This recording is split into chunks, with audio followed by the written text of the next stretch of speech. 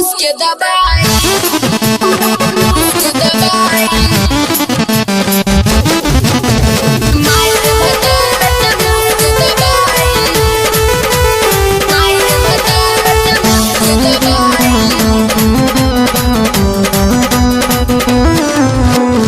कोमे बाबूधी ओकर कामे बायज रे काहे के शादी कलू दे के दहेज रे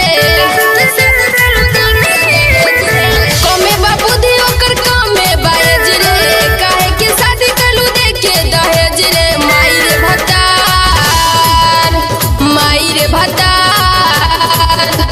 माई रे भतार बच्चा मूस के दबाई माई रे भतार बच्चा मूस के दबाई माई रे भतार बच्चा मूस के दबाई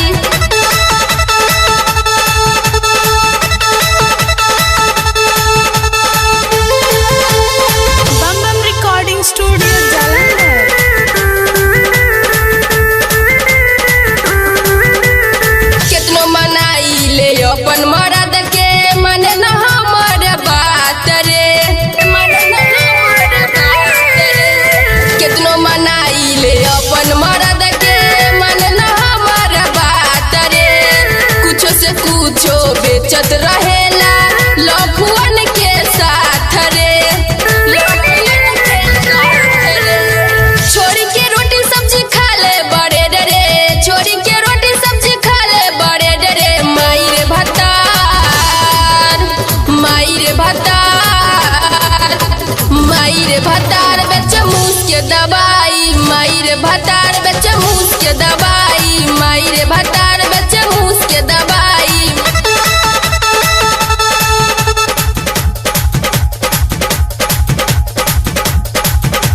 म्यूजिक बाय हीरा हीरो।